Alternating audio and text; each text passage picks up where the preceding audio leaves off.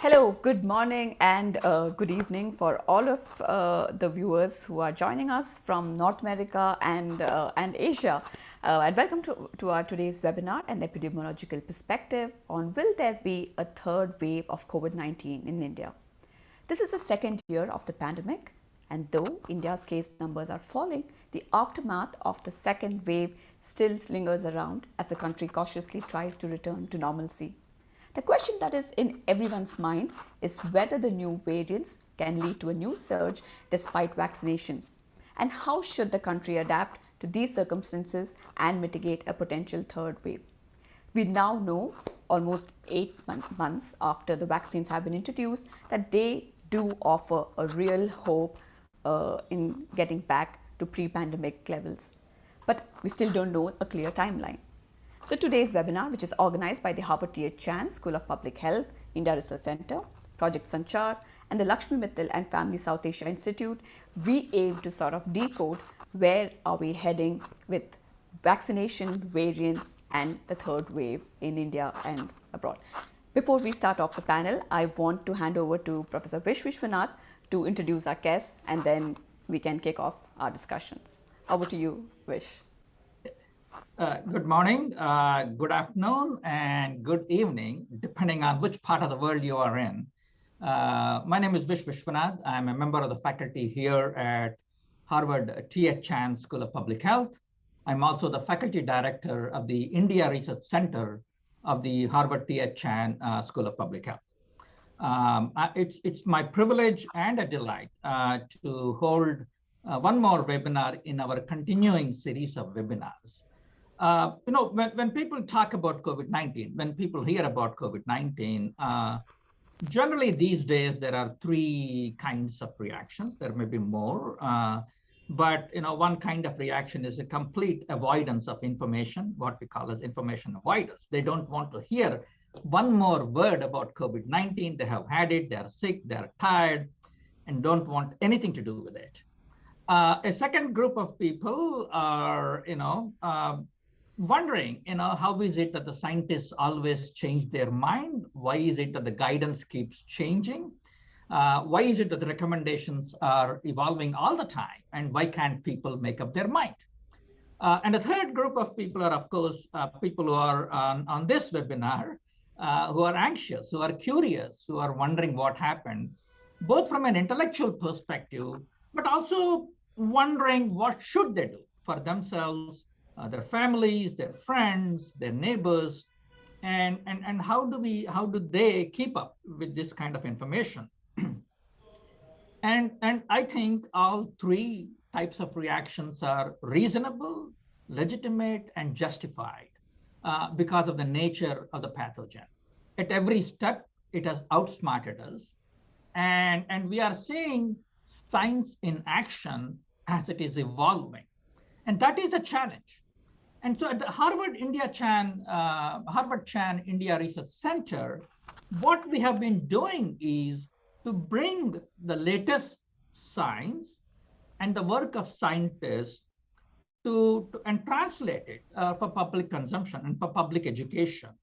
We know that this science is evolving every day. There are new publications. There are more than 150,000 papers, for example, on this in the last 18 months or so. And because the science is changing, the nature of recommendations, the nature of guidance is also changing rapidly. And our job as one of the significant important foci of the Harvard Chan Center is this translation of science and to communicate with the public. And trust me, as somebody who has spent a lifetime studying science communication and health communications and human behavior, I empathize with you and sympathize with you when you hear, the current understanding, what we would call the epistemic understanding of science and facts changing all the time. So fortunately, we work at an institution which has some of the foremost scholars in the world who are making significant seminal contributions to the evolution of the science. And we have been privileged to bring them in to be a part of this conversation. And we are also lucky to have some great scientists from India who have been participating in the seminars, who have been making significant contributions. So today you have two of them. I have to introduce my colleague, Dr. Bill Hanage. I won't spend a lot of time going through it. Anybody who's on Twitter or who can go to the website and see Dr. Hanage's work. He's one of 3 or 5, 6 epidemiologists from Harvard Chan who is working virtually 24/7. And when I say 24/7, they're working all the time. They're doing basic science, contributing to the science. At the same time, they're also doing this, participating in webinars, being on social media, talking to reporters, taking this mission of education very seriously. Dr. Hanage is a faculty member here in the Department of Epidemiology and in the Center for Communicable Disease Dynamics. I strongly urge you to look at their websites because he employs a mix of theoretical and lab work to research the evolution and the epidemiology of infectious diseases. He has been trained at Oxford and Imperial College of London, and we are so lucky to have you here. Bill, thank you for being with us today. Thanks, Vish. That was a very kind introduction. Thank you. That's well deserved. I'm also delighted. Finally, we have been able to get Dr. Chandrakant Laharia, who is trained medical doctor, public policy expert, works in health systems, as well as trained in epidemiology, vaccinology, immunology, and public health.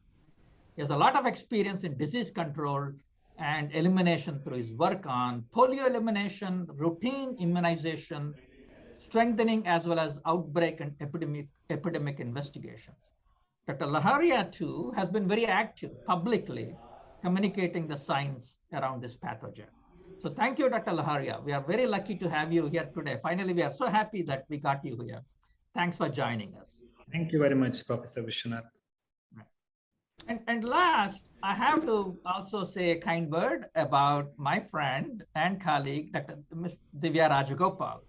Anybody who has been following, Divya is a journalist, former reporter from Economic Times, and anyone who has read her articles, and I'm an avid reader, is absolutely impressed by both the economics angle, the social science angle, as well as the epidemiological angles she takes in a reportage.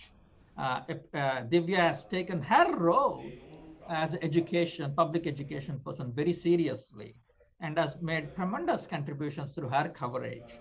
And so we have been lucky to enlist Divya on a variety of these webinars.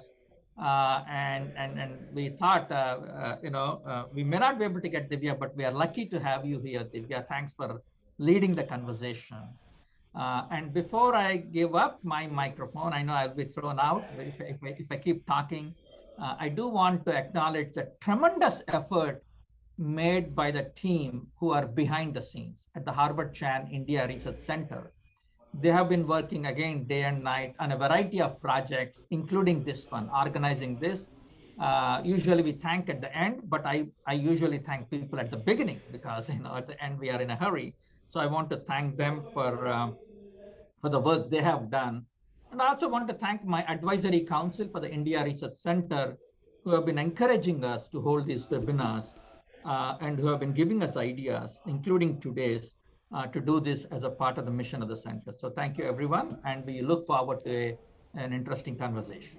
Thank you, Divya. Over to you.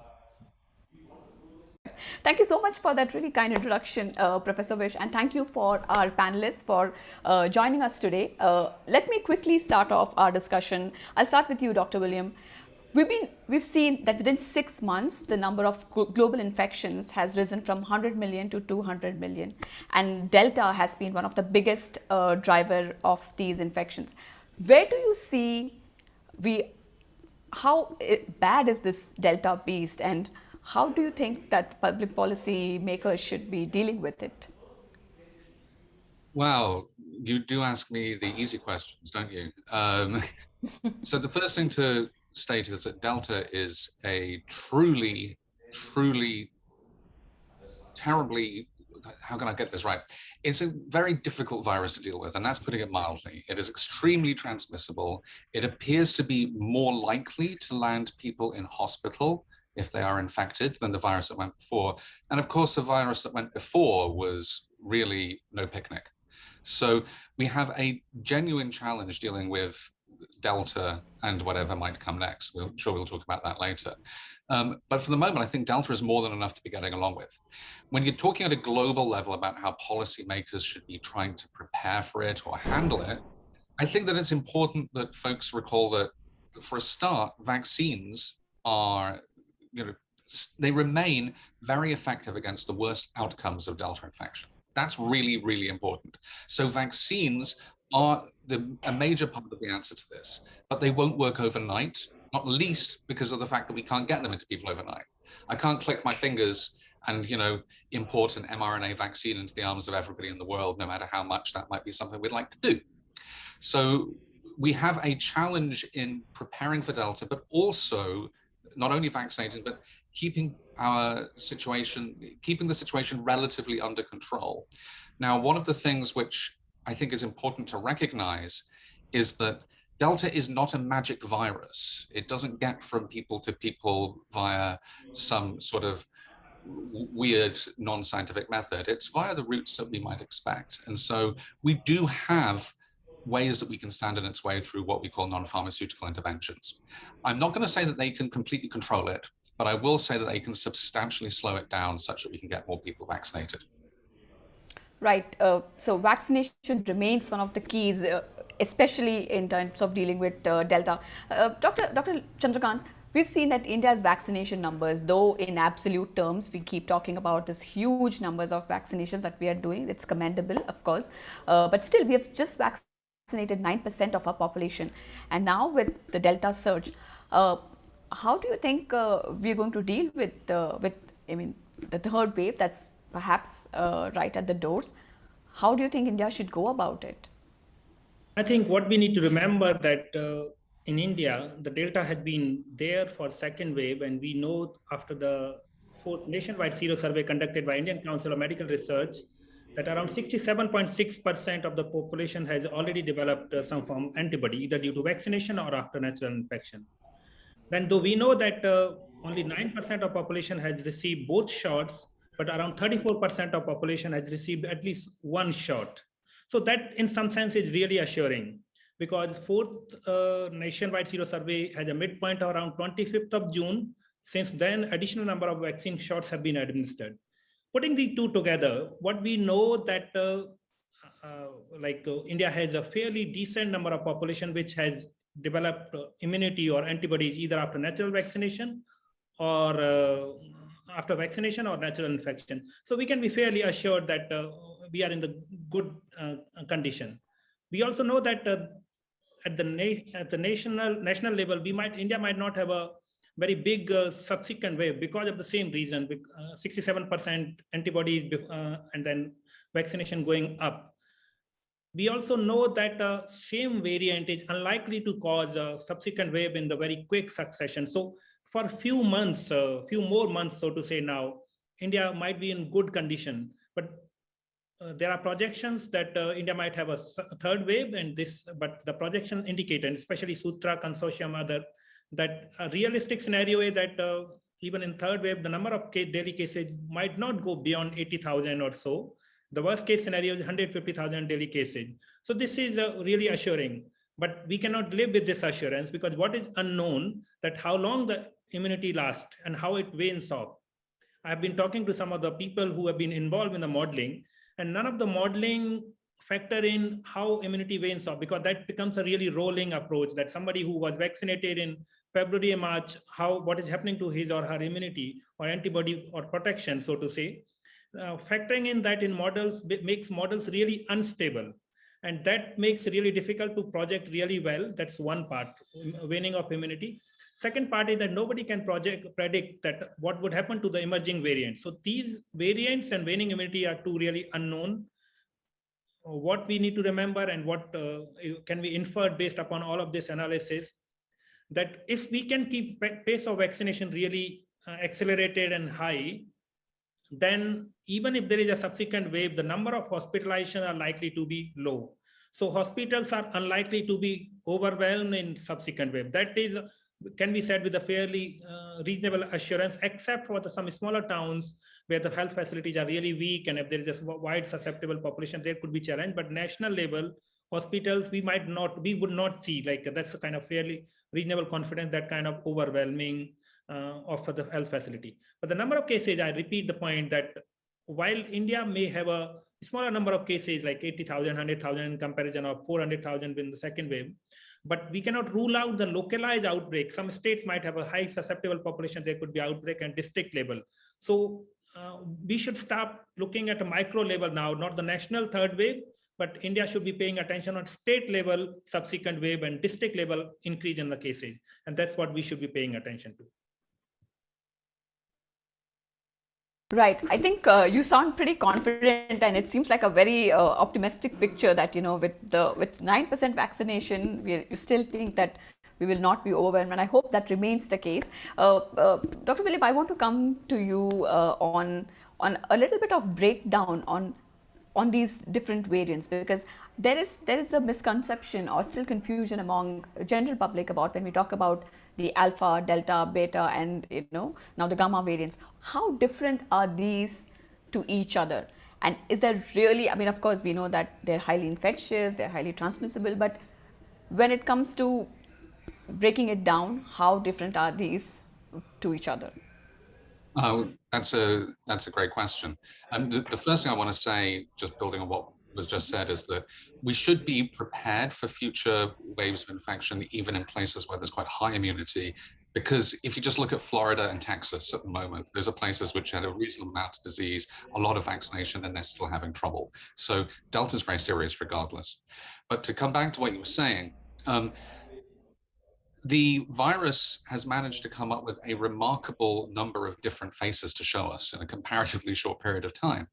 The alpha variant is one which was notably more transmissible and perhaps a bit more dangerous than the original variant. And the interesting thing about it was that it was able to spread quite rapidly around the world. Now, one of the things which it did not have, which was quite interesting, was any notable ability to evade the immune system. So anybody who had been previously infected was well protected, people who had been vaccinated were well protected, and so on. The second two variants you mentioned, beta and gamma, were noticeable because of the fact that they seemed to have some ability to evade the immune system. And that made people very worried about it, because if they can evade the immune system, then that means we might be struggling with future surges of infection among people who have been previously infected. What's noticeable about them, however, is that they didn't really take off in the way that might have been expected. Beta, for instance, which was originally identified in South Africa and caused a very rapid surge there, collapsed pretty much immediately once South Africa started putting in place interventions to stop transmission, simple interventions, masking, distancing, stuff like that. It was not very good at transmitting, even if it was pretty good at evading immunity. Gamma seems to have a little bit of both, but again, hasn't moved on as far from its origins somewhere in South America as you might expect. Delta, on the other hand, Delta has the secret sauce. Delta's secret sauce is that it is able to replicate extremely quickly. And along with that, there is some ability to evade immunity. And we scientists are still talking about exactly how much of its properties are down to evading immunity and how much something else. But one thing that we can say, and is really becoming very clear, is that it can replicate extremely quickly to high levels so that people shed large quantities of virus, and that makes it more transmissible. And it's being more transmissible, which is why it is such a challenge for the world, because being more transmissible means that it can infect people before we can vaccinate them. And it being more transmissible means that more people need to be vaccinated in order to control it. And so we have here, that's the reason why Delta is epidemiologically such a challenge.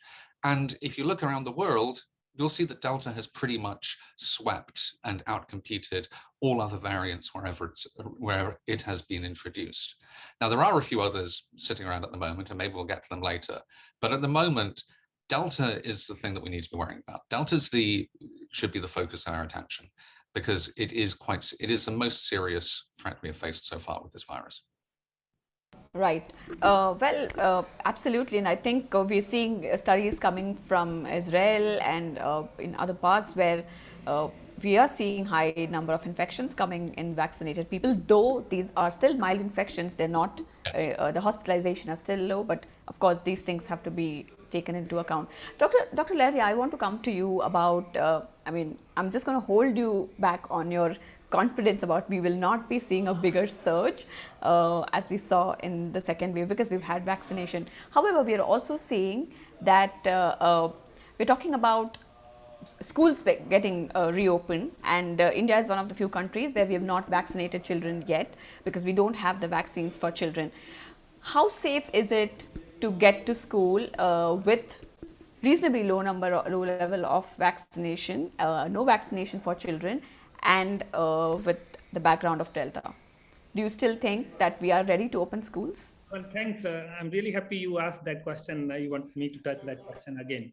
So what we need to remember, one of the key difference in India and rest of the countries is that in India, Delta came first and then vaccination is happening later on. In other countries, vaccination happened first and then Delta has reached there. So there is a key difference. What we need to remember that India has some of the states, large states, Madhya Pradesh, 79.6% of seropositivity after the fourth nationwide sero survey. Bihar, Uttar Pradesh, Gujarat, these are the states which have around 75% or plus seropositivity.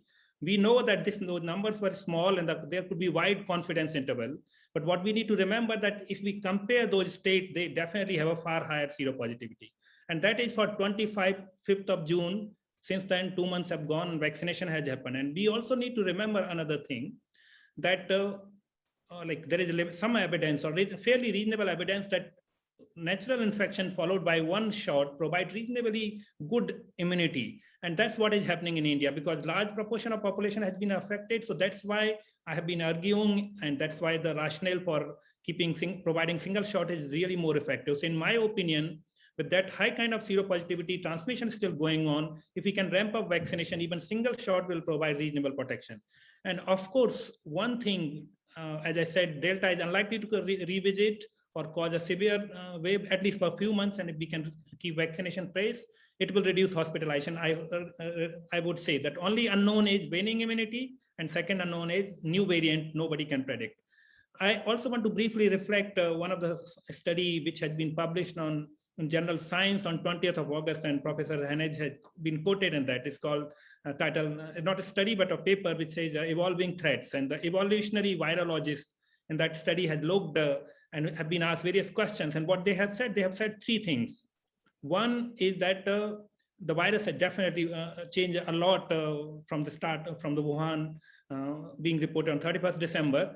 And this ongoing second wave or this virus in 2021 Delta is very different. So we can very well call it a second pandemic, not the first pandemic. What they are saying that though this is highly transmissible, but this is not the height of the transmission for any virus. Measles is 3-fold more. So it can become more transmissible. So that leaves the possibility that there could be more transmissible virus, but we are not there and we don't know. That's the second thing they have said, that this virus, if the evolution kept happening, in a decade would be completely different virus. And third point which they make, that in the future we might need a vaccine which has a 2 different variant involved. So there is a future possibility that things might unfold, disease might become endemic, but I stop there on that part. Coming to the schools, I have been writing about this, and the key thing to remember, and there is a global evidence to say that schools should be open because children are at the low risk of moderate to severe illness and mortality. And that itself, that particular fact alone is enough that school should be open. And then anything else which comes to over and above it, like a possible vaccine which can provide some protection, is add-on, but not an additional requirement. So I strongly believe, and there is a global evidence on that, that children are low risk, and the risk is low risk of, like, infection risk is same, but the risk of moderate to severe illness and mortality is low. Like I have been reading one of the articles, there is not enough data available on those areas, but one of the New York Times article has quoted that for every 1,500 deaths which have happened in adult age group, the number of deaths in children is just 1. So ratio of death in 0 to 18 years and 18 years plus is 180 to 1500. So it is adults who are at the risk. Children are at completely no risk. And of course, we know there is a we know that the children do all of the children or adults develop this infection at the same rate. Final point is that we need to remember that currently licensed vaccines do not provide stop the transmission, and then they reduce the moderate to severe illness and disease. So if the disease is so low in the children, then the benefit of vaccination comes down, and then this does not reduce transmission. So we should not be waiting for vaccination. All we need to do is improve ventilation and be prepared for other approaches, including mask in the children older than 5 years. Schools are safe, and of course it has to be dynamic process. If cases rise, we need to modify. Right. Dr. William, do you agree? Because I think school reopening has become not just a scientific issue, but also a political issue where there are two equally strong opposing sides saying why we shouldn't and why we should. I want to kind of ask you specifically from the Indian context, though, as Dr. Laharia said, the numbers of COVID impacting children are low. In case of India, just the sheer size, even a 1% makes it a huge difference. Just wanted to check with you on what's your view on the school debate. Well, you're absolutely right. The decisions in this are not being made on a scientific basis, they're made on a political basis. And it's superpowered by the fact that people are very emotive, understandably, about infections in children. Now, from the epidemiological perspective, Dr. Laharia is absolutely correct. Children are directly at vastly less risk as a result of infection. In fact, I would go further than that. I would separate out kids into the under 10s and the over 10s.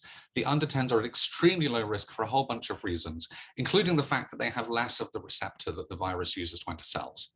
The older kids, they're in a different space. They find distancing very difficult and they're capable of being infected like adults, but they're really unlikely to get serious disease.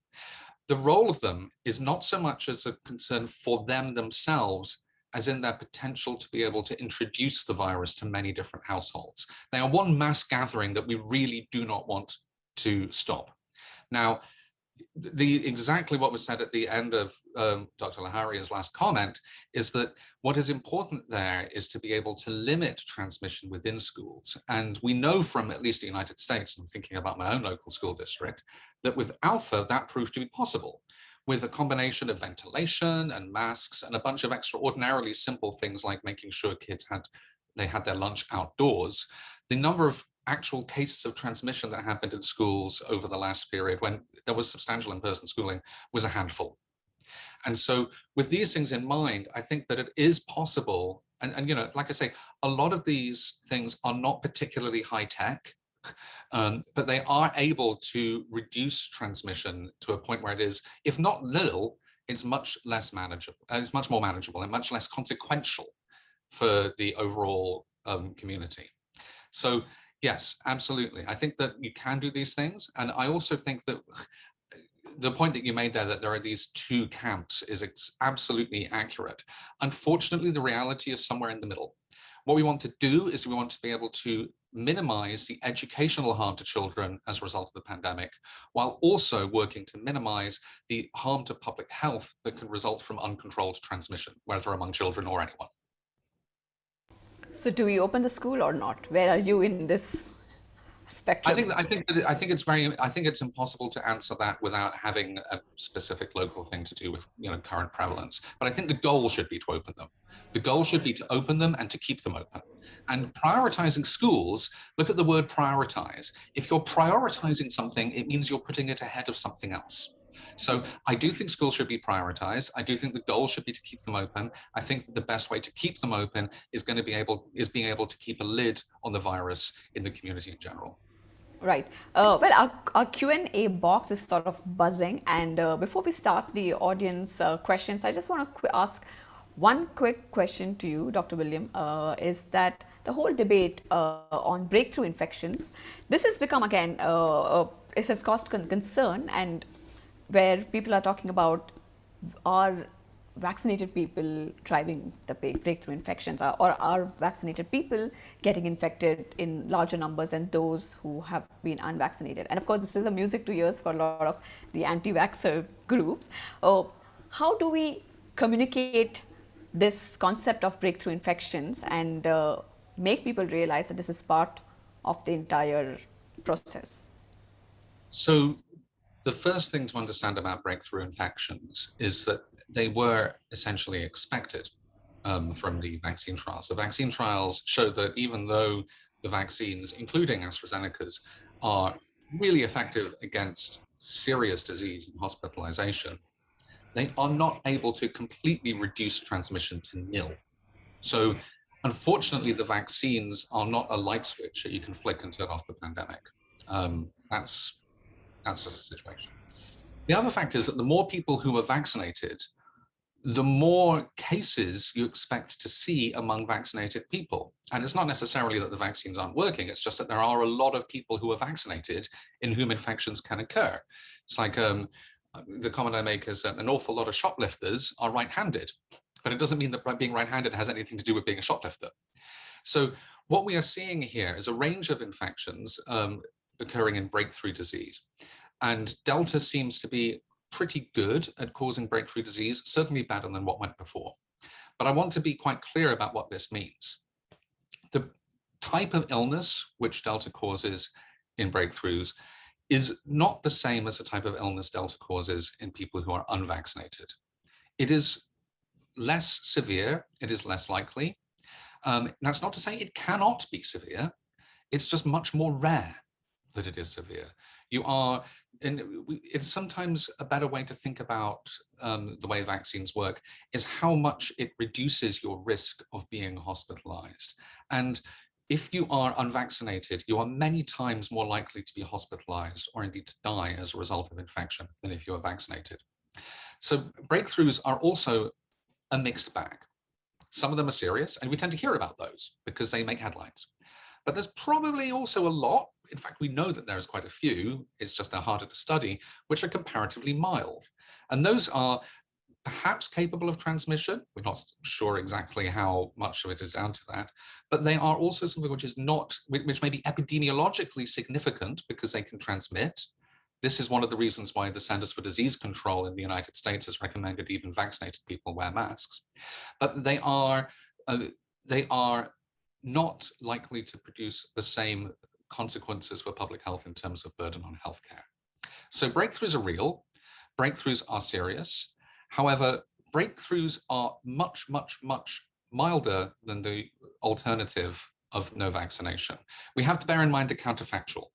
The counterfactual is what would happen if you have a Delta wave in the absence of vaccination. And I would point out that India, of all places in the world, has the misfortune to have had an actual experience of that. Well, thank you so much for that clarification. I think this is one question that has been coming even in our Q&A sessions, is that what's the deal with the breakthrough infections? I think now I'm going to start off with the questions because there's so many of them. I'll come to you, Dr. Laheria, first, because I'm going to give Dr. William a rest to kind of take a breath. The first question is, do we have any information about the immune response for the vaccinated? How long does the immune response last? Because we started vaccination sometime in Jan. Do we know that the vaccines still are effective with the emergence of Delta variant? What's your view? Have you come across any study? I think there are plenty of studies which have outlined how immune response lasts after vaccination and of course after natural infection as well. So let me talk about natural infection. There are studies which have shown that antibody levels stay for like 2 to 3 months and then start declining.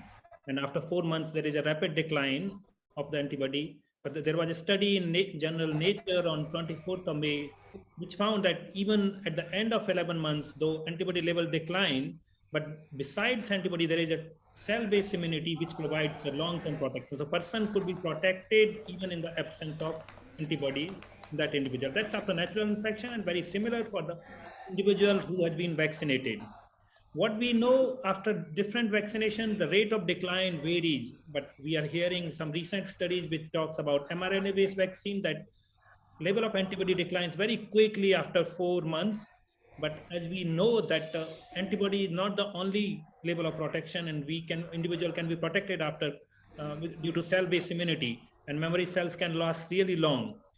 Currently, there is an assumption that with the Delta variant requiring higher quantity of neutralizing antibody, and that's the reason which is being argued for providing booster shot. So decline in antibody is given, but we do not really know, and since there is no correlate of protection, that how much quantity of antibody should be present in the individual to provide protection. So the booster shot is being recommended, and that's why some other people argue that decline in the antibody should not be taken only criteria to consider whether a person is protected or not protected. Sure. In short, the final part is that antibody decline, that's a natural process with all the vaccines, and antibody develop after that.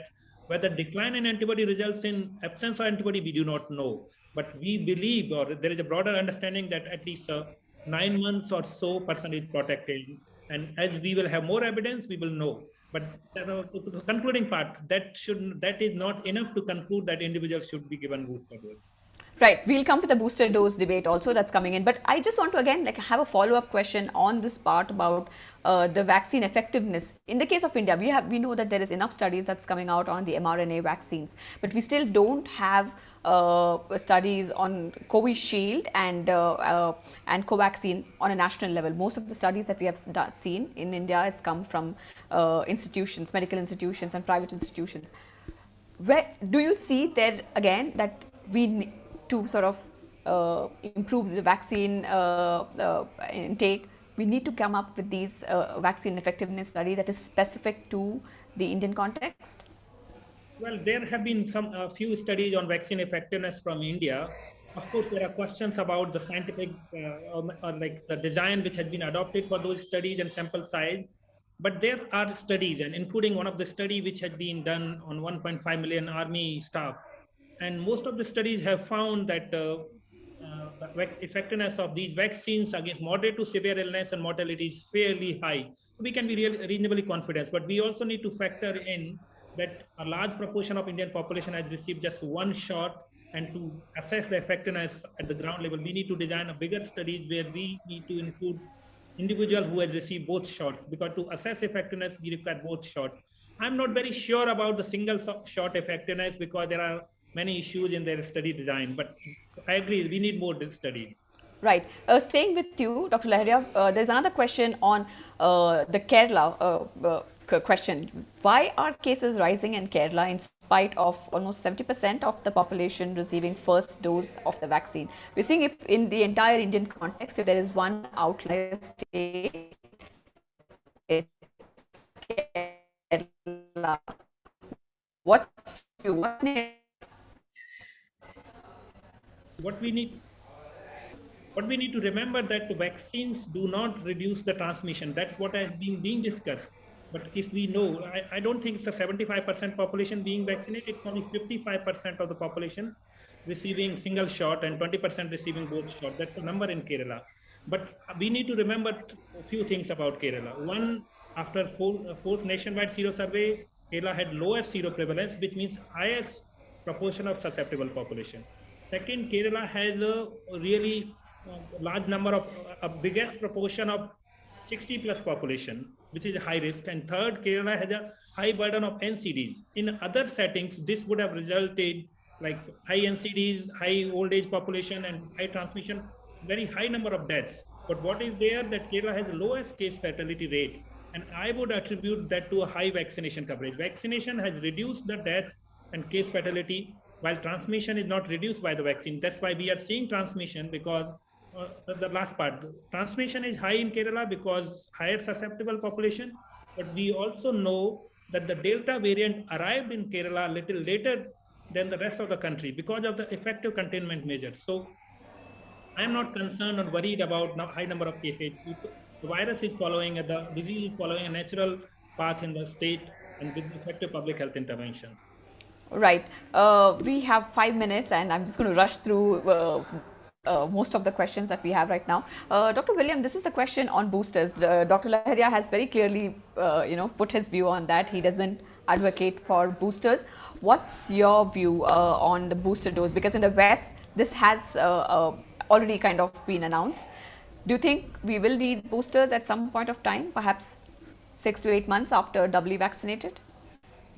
So the question of boosters is a relatively complicated one. The first thing I want to say is that I am not in favor of the booster policy as announced by the United States. I think that you could make an argument for perhaps some people who are very highly at risk to receive boosters, but in the United States, we're talking about making them available for anybody on the basis of the fact that antibodies are waning, and it's suggested that protection is also waning. The difficulty with the studies that have been done to date is that they end up being confounded, which is a statistical term, meaning that the first people who got the shots were those who were most vulnerable to disease, the old or the otherwise people with comorbidities, otherwise infirm. And so what happens now is that when those people are confronting Delta, they are unsurprisingly they're more likely to suffer serious breakthrough disease with Delta. And so that produces a correlation between time to vaccination and severity of outcome. And you need to control for that. And it's very hard to see how that can be done. Some places have managed to, or have attempted to do that. Israel is among the most important. But we have to set against that evidence from the United Kingdom, where there was a very large Delta surge and where there were also relatively large numbers of people vaccinated. Essentially, in my view, the evidence is too complicated right now to put down my nickel on a particular plan for vaccinating for boosters for all, although I do think that you can make an argument for those who have not mounted a good immune response, although you would ask why that is, in order to try and help them do so. There's actually a reasonable amount of data that for people, for instance, who are solid organ transplant recipients, that they mount a better response after a booster. And I think that in those cases, it is potentially merited. But your question has something else buried within it, which is, are we going to need boosters because the virus evolves? Now, I will point out here that seeing the future in evolution is difficult, but you'd have to be a complete sucker to bet against natural selection. What we can expect is that the virus is going to be with us, basically indefinitely for the foreseeable future.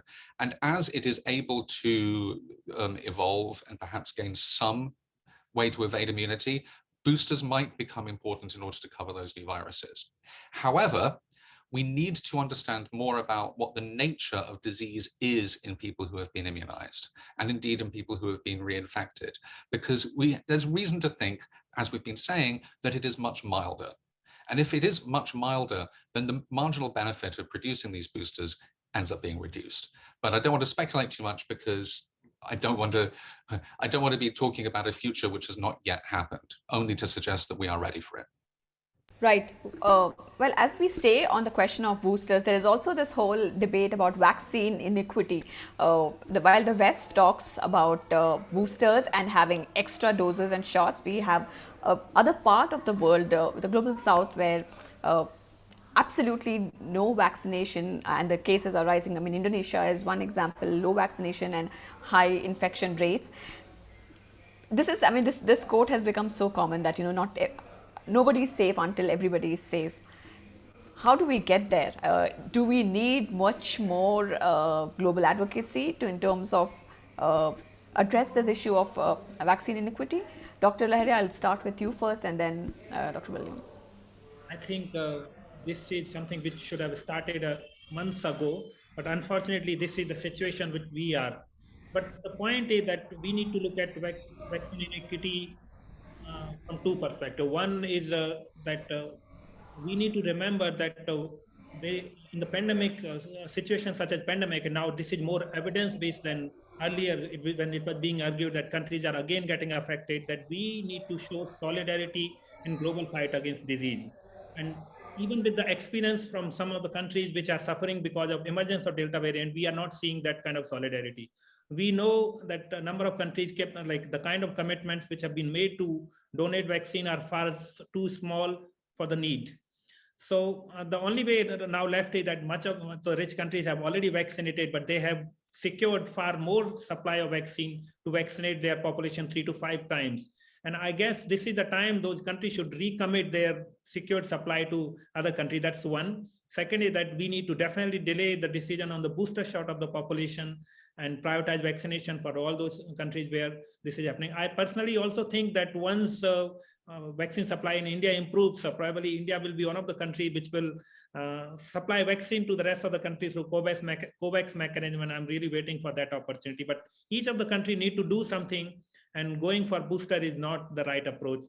Right. Well, I hope India's, political compulsions and political realities allows it to do that. But Dr. William, last word on vaccine inequity before I hand over to Professor Vishwanath for a wrap. Yes, I'd like to echo what Dr. Laharia just said. I mean, I would ask how many, considering the situation in the United States, I mean, how many boosters do you need to give to comparatively healthy 40-year-olds in order to have the same benefit for public health of giving one single first shot to a person in Indonesia who is still waiting to receive one? The public health benefit to the world is absolutely clear that even single shots in places which are struggling with the virus are going to be much more helpful in that. Like I said, there is an argument perhaps for the most vulnerable, but in general, no. We need vaccine equity. We need to help not only our own communities, but the world. And that's basically what public health is about. There's a reason why we use the word public in there, because it's about all of us. Right. I think it couldn't be said much more clear. Well, we're almost completely out of time. And Dr. Vishwanath, back to you for the wrap and thank you words. Thank you, Divya. Thanks so much. I think we can keep this webinar going for at least 2 more hours, and we still wouldn't be done given the number of questions that are coming up. But this is not going to be the last conversation on this. This is a continuing conversation being hosted by our center. So we'll continue to do this. I do want to thank Dr. Hanage and Dr. Laharia again for making the time. I know how busy you both are with the work and the research work, as well as your public education work. So appreciate you both showing up and answering these questions very patiently. Also, thank you, Divya, for continuing to moderate these sessions. I do want to thank my team at the Harvard Chan India Research Center for organizing this behind the scenes. And also, I would be remiss, which I did not do, I am remiss, that I did not mention that our co-host, Lakshmi Mittal South Asia Institute, who are also co-hosting this webinar and have been working with us in doing these public education webinars. So I want to thank the team there at the Mittal Institute of South Asia who have been instrumental behind the scenes. Again, my thanks to everyone. These we are recording these videos. These videos are available on our websites, Harvard Chan India Research Center websites. We have about 20 different webinars. So if you didn't get a chance, or if you want to follow up, feel free to go to the website and watch the videos and circulate that information. We are continuing to create communications material based on these conversations, and the material is available again on these websites. Feel free to go there and download this material. It's available in different languages: English, Hindi, Urdu, and other languages. So we will continue to hold these webinars. Please watch out for this space. Again, thank you, everyone. Thanks so much.